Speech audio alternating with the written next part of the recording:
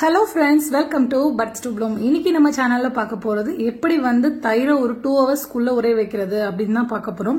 உங்களுக்கு ஏதாவது வேலை இருந்துச்சு மறந்துட்டீங்க சோ அந்த மாதிரி இருக்க டைம்ல இந்த மெத்தட் யூஸ் பண்ணிக்கலாம்.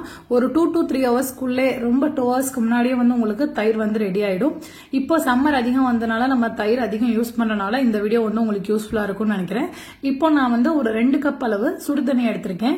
நல்லா அடுப்புல வச்சு இந்த தண்ணி வந்து நல்லா கொதிக்க வச்சிருங்க. தண்ணி வந்து நல்லா கொதிக்கணும். கொதிச்சதுக்கு அப்புறம் நமக்கு அடுத்த ஸ்டெப்புக்கு போக முடியும். இப்போ தண்ணி கொதிச்சதுக்கு அப்புறம் ஒரு ஹாட் பாக்ஸ் இல்லனா வந்து பிரஷர் குக்கர் எடுத்துக்கோங்க. நான் வந்து இன்னைக்கு ஹாட் பாக்ஸ் எடுத்துர்க்கேன். நல்லா வந்து தண்ணி வந்து சூடாவே மெயின்டைன் பண்ணனும். அதுக்காக ஹாட் பாக்ஸ் எடுத்துர்க்கேன். இதுல வந்து நல்லா சூடான 2 கப் அளவு தண்ணி சேர்த்துக்கோங்க. தண்ணி சேர்த்துட்டு நீங்க தயிரை வந்து சேர்க்கறதுக்கு முன்னாடி அதுக்கு தேவையான பாலை வந்து கொஞ்சம் வெதுவெதுப்பா இருக்கணும். ரொம்ப ஆறி போயிருக்க கூடாது. வெதுவெதுப்பான பாலா இருக்கணும். பால் பாத்தீங்கன்னா பசும்பால் தான் இது. உங்களுக்கு ரொம்ப திக்கான தயிர் வேணும், ரொம்ப கெட்டியா இருக்கணும் அப்படின்னு நினைச்சீங்கன்னா நீங்க பாக்கெட் பால் யூஸ் பண்ணிக்கலாம்.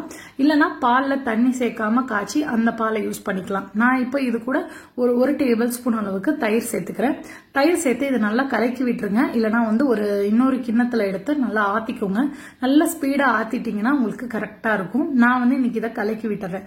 உங்களுக்கு வந்து நல்ல கெட்டி தயிர் வேணும்னா நீங்க வந்து பசும்பால்லே உங்களுக்கு ரொம்ப கெட்டி தயிர் வேணும் அப்படின்னு நினைச்சீங்கன்னா 2 டேபிள் ஸ்பூன் அளவு பால் பவுடர் போட்டுக்கோங்க.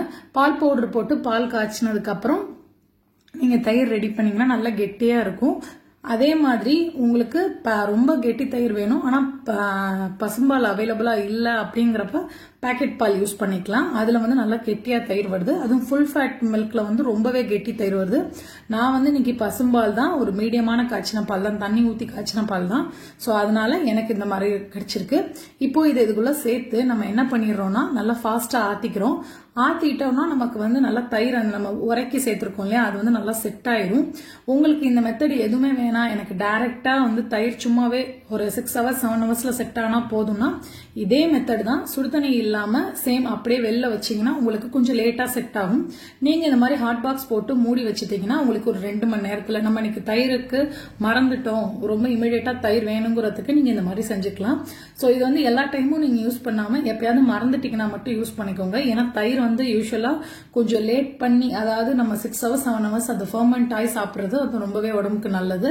சோ அதோட எல்லா பலனும் நமக்கு உடம்புக்கு கிடைக்கும். இப்போ நமக்கு ஒரு 2 hours ஆயிடுச்சு. அதுக்கப்புறம் பாத்தீங்கன்னா தயிர் இந்த மாதிரி தான் இருக்கும்.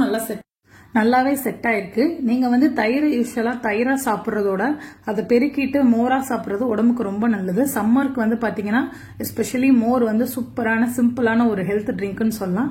இந்த ரெசிபி பிடிச்சிருந்துச்சுன்னா எல்லாரும் கூட ஷேர் பண்ணிக்கோங்க. தேங்க்யூ.